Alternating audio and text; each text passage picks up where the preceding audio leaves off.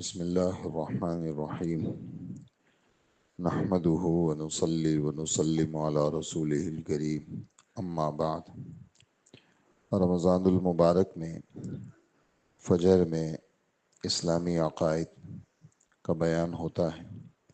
اس میں سب سے پہلے ایمان کا بیان۔ ایمان کس کو کہتے ہیں؟ کسی کی بات کو کسی کے اعتماد پر یقینی طور سے مان لینے کو کہتے ہیں، اور شریعت اسلامی میں اللہ کے رسول کی خبر کو صرف اللہ کے رسول کے اعتماد پر مشاہدہ کیے بغیر یقینی طور سے مان لینے کو کہتے ہیں۔ ایمان کی تفصیلات: اللہ جل جلالہ کی ذات و صفات پر ایمان لانا، اللہ کے فرشتوں پر ایمان لانا، اللہ کی کتابوں پر ایمان لانا، اللہ کے رسولوں پر، آخرت کے دن پر، اور اس بات پر کہ اچھی بری تقدیر اللہ کی طرف سے ہے، اور موت کے بعد دوبارہ زندہ کر کے اٹھائے جانے پر ایمان لانا۔ پرسوں بھی آپ حضرات نے زبان سے پڑھا تھا، آج بھی پڑھیں گے۔ آمنت باللہ و ملائکتی و کتبی و رسلی والیوم الآخر والقدر خیرہ و شرہ من اللہ تعالی والبعث بعد الموت۔ گزشتہ کل ہم نے اپنے رب کے بارے میں ہمیں کیا عقیدہ رکھنا چاہیے، یہ ساری باتیں ایک ایک کر کے بیان ہو رہی ہیں۔ گزشتہ کل ہم نے پڑھا تھا کہ ہمارا رب ایک ہے، وہ اپنی ذات میں بھی ایک ہے اور اپنی صفات میں بھی ایک ہے، اور ذات کا ایک ہونا 2 دن میں بیان ہوا، اور پھر صفات میں ایک ہونا گزشتہ کل آپ کی خدمت میں صفت رحمت اور صفت قیوم، یہ میں نے تھوڑی سی تفصیل کے ساتھ عرض کی تھی۔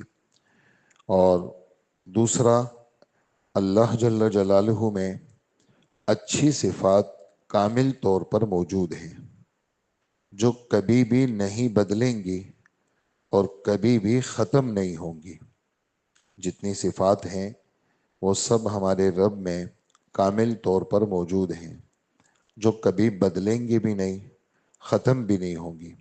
انسانوں کے اندر چیزیں موجود ہوتی ہیں لیکن ختم ہو جاتی ہیں۔ ایک آدمی میں سخاوت تھی، وہ سخاوت چھوڑ کے کنجوس بن جاتا ہے، اور دنیا کے اندر ہم دیکھتے ہیں کوئی صفت تھوڑی ہو، کچھ عرصے کے بعد بڑھ جاتی ہے۔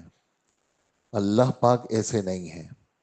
اللہ پاک میں جو صفت ہے وہ کامل ہے، اس میں کمی بیشی نہیں ہو سکتی، اس میں کمی بیشی نہیں ہو سکتی، اور وہ صفات ختم کبھی بھی نہیں ہوں گی، بدلیں گی بھی نہیں۔ جیسے دنیا میں سخاوت تھی، کنجوسی آ گئی، اور دنیا کے اندر بہادری تھی، بزدلی آ گئی۔ اللہ ایسے نہیں ہے۔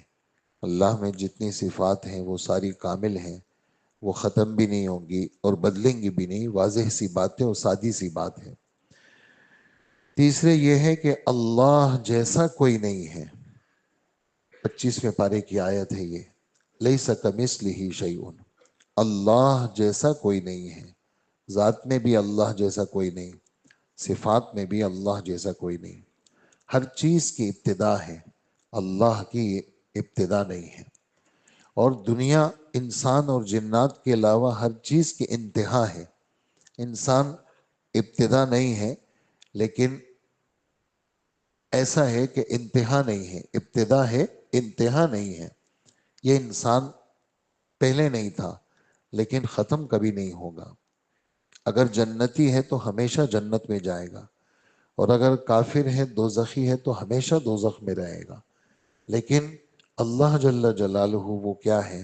اللہ پاک کی ابتدا بھی نہیں ہے اور اللہ کی انتہا بھی نہیں۔ یہ چھوٹے چھوٹے نقطے ہیں، یہ دل میں بٹھانے کے نقطے ہیں، چھوٹے چھوٹے نقطے ہیں، دل میں بٹھانے کے ہیں۔ اللہ جیسا کوئی نہیں ہے، ذات میں بھی کوئی نہیں ہے، صفات میں بھی کوئی نہیں ہے۔ اور 21ویں پارے سورہ روم کی ایک آیت ہے، وَلَهُ الْمَثَلُ الْأَعْلَى، وَلَهُ الْمَثَلُ الْأَعْلَى۔ اللہ کی شان بڑی نرالی ہے، بڑی اونچی شان والے ہیں اللہ۔ وَلَهُ الْمَثَلُ الْأَعْلَى، اللہ کی شان بڑی نرالی ہے۔ تبارک الذی بیدہ الملک، یہ 29ویں پارے کی پہلی آیت۔ بڑی عالی شان ہے اللہ کی ذات، تبارک کا ترجمہ، بڑی عالی شان ہے اللہ کی ذات جس کے قبضے میں ساری سلطنت ہے۔ بڑی عالی شان ہے اللہ کی ذات جس کے قبضے میں ساری سلطنت ہے۔ تو کوئی چیز اللہ جیسی نہیں ہے، وہ سب سے نرالا ہے، الگ تھلگ ہے۔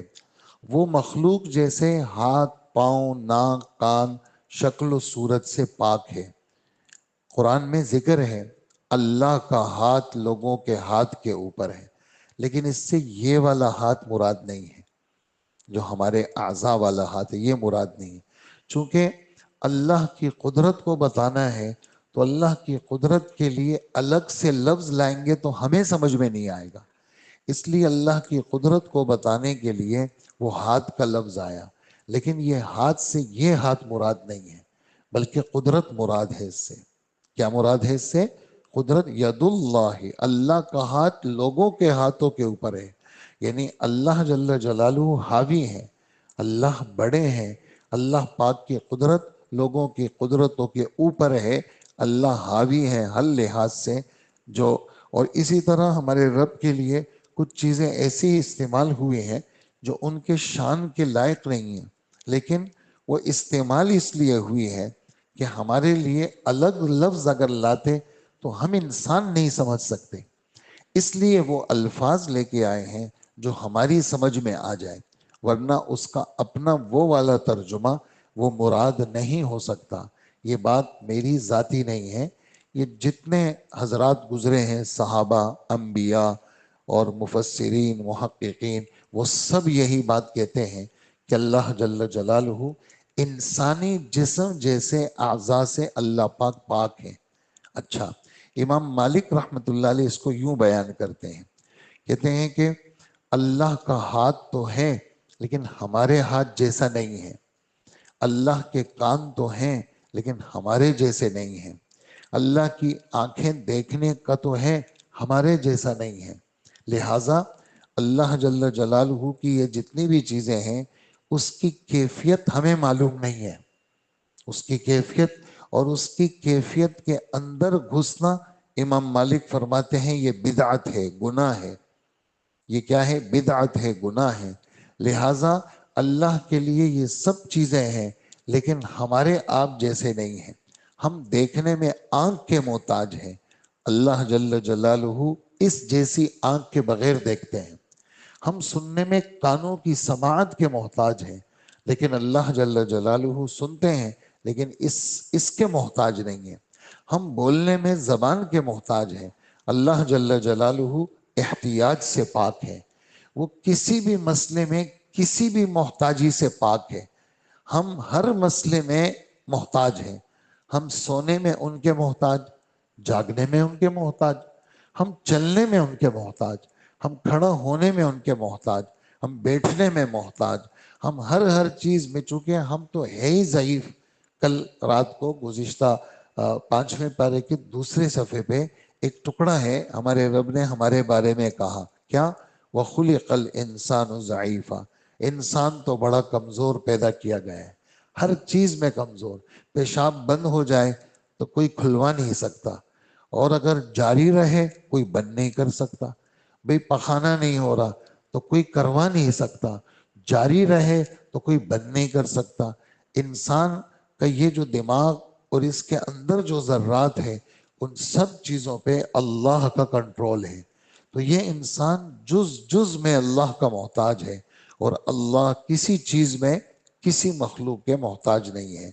تو وہ مخلوق جیسی شکل و صورت سے پاک ہے، اس کی ذات کی باریکی کو کوئی نہیں جان سکتا۔ یہ بھی قرآن کی آیت ہے، وَهُوَ اللَّطِيفُ الْخَبِيرُ، اس کی ذات کی باریکی کو کوئی بھی نہیں جان سکتا۔ وہ اللہ، وہ بالکل سب سے نرالے ہیں۔ ہم تو اللہ کی ذات، اللہ کو دیکھنا اس دنیا میں یہ آنکھ نہیں دیکھ سکتی، لیکن دیکھیں گے۔ وہ دیکھنا قرآن پاک کی 28ویں پارے کی سورہ قیامہ کی صورت سے ثابت ہے، وہ اللہ پاک جنت میں دیدار کرائیں گے۔ یہاں اس دنیا میں ہم اللہ کو نہیں دیکھ سکتے، وہ کیسے دیکھیں گے؟ اس کی اپنی الگ تفصیل ہے، اس کی اپنی الگ تفصیل ہے۔ ہم اللہ کو کیسے پہچانتے ہیں؟ ان کی صفات کی وجہ سے پہچانتے ہیں۔ آسمان جیسے میں نے کل مثال دی، اللہ نے بنایا ہے، آج تک کوئی ایسا پیدا نہیں ہوا جو اس جیسا آسمان بنائے اور اس جیسی زمین بنائے اور اس جیسا سمندر بنائے، اس جیسا سورج بنائے۔ بلکہ میں نے پرسوں ترسوں کے درس میں ایک جملہ کہا تھا کہ ساری انسانیت مل جائے اس جیسی مکھی کو بھی نہیں بنا سکتے، سارے لوگ مل جائیں اس جیسی مخلوق کو کوئی نہیں بنا سکتا۔ تو ہم اللہ کو ان کی صفات کمال کی وجہ سے پہچانتے ہیں۔ اللہ خالق ہیں اور اللہ رازق ہیں اور اللہ مالک ہیں اور اللہ سمیع ہے، اللہ بصیر ہے اور اللہ رحمان ہے، اللہ رحیم ہے۔ اسی وجہ سے کہا جاتا ہے، یہ جو جب آپ تلاوت شروع کریں کوشش کریں کہ پہلا صفحہ کھول کر کے اللہ کے پیارے پیارے ناموں کو ایک دفعہ پڑھ لیا کریں۔ کیا وقت لگے گا؟ منٹ، 1.5 منٹ، 2 منٹ لگ جائیں گے۔ اس پر حدیث مبارک سن لیجئے، جناب رسول اللہ صلی اللہ علیہ وسلم فرماتے ہیں، ان للہ تعالی 99 اسما من احصاها دخل الجنہ۔ اللہ کے پیارے پیارے 99 نام ہے، ایک دفعہ اس کو پڑھ لیا کرو۔ کہا اللہ تمہارے لیے جنت کا فیصلہ کر دیں گے۔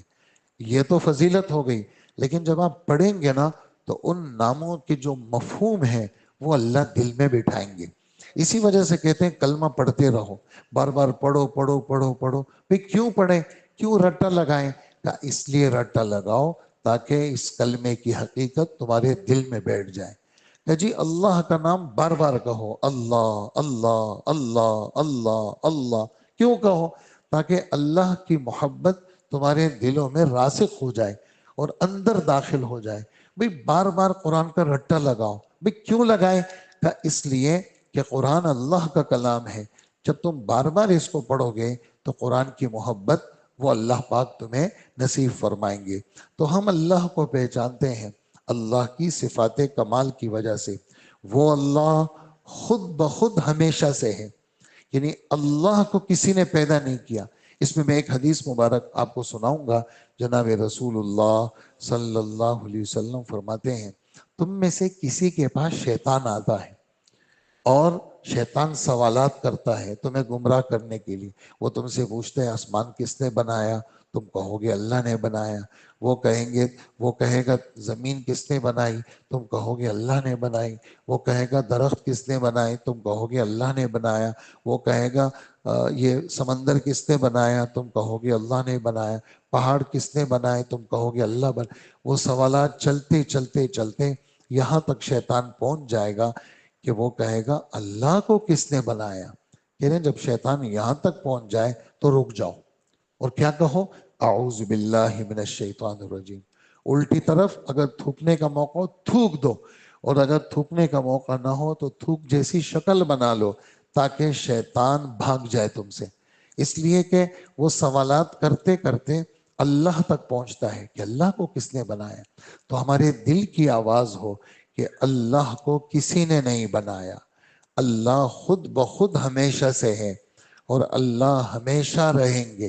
یہ ہمارا پرسوں ترسوں کا سبق تھا کہ اللہ خود بخود، ازل اور ابد کی میں نے بات کی تھی، اللہ خود بخود ہمیشہ سے ہے اور اللہ پاک ہمیشہ رہیں گے، اور اللہ کی ابتدا بھی نہیں ہے اور اللہ کی انتہا بھی نہیں ہے۔ تو یہ ہمارے اسباق ہیں، روزانہ نئی نئی باتیں ہماری سامنے آتی رہیں گی، اور اس کی تازگی کے لیے چھوٹی بات جو میں نے پرسوں بڑی تفصیل کے ساتھ عرض کی تھی وہ ہے کلمہ طیبہ کے ساتھ اپنے آپ کو جوڑنا۔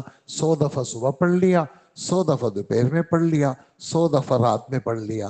اور میں نے آپ کی خدمت میں یہ بات عرض کی تھی کہ حدیث مبارک ہے جو 100 دفعہ دن میں پڑھے گا جب قبر سے کل قیامت کے دن اٹھے گا اس کا چہرہ 14ویں رات کی چاند کی طرح چمکے گا۔ اور کلمہ طیبہ یہ ایک ایسی دولت ہے جو خوش قسمتوں کو اللہ پاک کی طرف سے دی جاتی ہے۔ جس نے ایک دفعہ کلمہ پڑھ لیا، اللہ پاک اس پر دوزخ کی آگ کو ہمیشہ کے لیے حرام کر دیتے ہیں۔ اگر کوئی کسی وجہ سے چلا گیا بھی دوزخ میں، لیکن ایک نہ ایک دن کلمے کی برکت سے اللہ پاک اس کو دوزخ سے ضرور نکالیں گے۔ اس لیے یہ جو کلمہ ہے یہ بہت ہی وزنی کلمہ ہے۔ یہ بھی میں آپ کی خدمت میں سنا چکا ہوں، اس کا وزن بہت زیادہ ہے۔ کل قیامت کے دن حقیقی وزن کا اس کا پتہ چلے گا۔ اللہ پاک مجھے بھی آپ کو بھی عمل کی توفیق عطا فرمائے۔ اللہم صلی علی سیدنا و مولانا محمد وآلہ واصحابہ اجمعین۔ اے اللہ ہمارے گناہوں کو معاف فرما، اللہ ہمارے ایمان کو مضبوط فرما، اللہ ہمیں کامل یقین عطا فرما۔ اے اللہ خوش قسمتوں کو یہ ایمان ملتا ہے، ہم سے بڑا خوش قسمت کوئی نہیں ہے۔ اللہ پاک اس ایمان کی ہمیں قدر نصیب فرما۔ اے اللہ آپ نے یہ دولت دی ہے، اے اللہ مرتے دم تک یہ دولت ہم سے چھیننا مت۔ اللہ اسی ایمان کے ساتھ زندگی ہمیں نصیب فرما۔ اے ہمارے رب اسی ایمان کے ساتھ ہمیں موت عطا فرما۔ اے اللہ اسی یقین کے ساتھ آپ کے سامنے پیشی نصیب فرما، اور اسی یقین کے ساتھ ہمیں اپنے پیارے نبی کے ہاتھوں حوض کوثر کا پانی نصیب فرما۔ اسی یقین کے ساتھ ہمیں حشر کے میدان میں اپنے نبی کے جھنڈے کے نیچے جگہ عطا فرما، اور اسی یقین کے ساتھ ہم سب کو جنت میں داخل فرما، اور اسی یقین کے ساتھ ہمیں یا اللہ اپنا دیدار نصیب فرما۔ آپ نے آج اس مسجد علی میں ہمیں جمع کیا، ایک دن آنے والا ہے جس میں ایمان والے جنت میں جائیں گے۔ اللہ بغیر کسی استحقاق کے ایمان کی برکت سے ہم سب کو جنت میں جمع فرما۔ اللہ پاک آج کا روزہ آسان فرما۔ اللہ پاک جتنی زندگی باقی ہے ہمیں مسجد کے ساتھ، دین کے ساتھ، دین والوں کے ساتھ، تبلیغ کے ساتھ، مدرسوں کے ساتھ اور نیک صلحاء کے ساتھ ہمیں یا اللہ جوڑ نصیب فرما، اور گندے لوگ، گناہ گار لوگ اور برے لوگ اور بدکار لوگ اور بے ایمان لوگ اور منافق لوگ اس سے ہماری حفاظت فرما۔ ہمیں نیک صحبتیں نصیب فرما، ہمارے حال پہ رحم فرما، ہماری دعاؤں کو قبول فرما۔ وصلی اللہ وسلم علی حبیبنا محمد وآلہ واصحابہ و امتہ اجمعین، آمین برحمتک یا ارحم الراحمین۔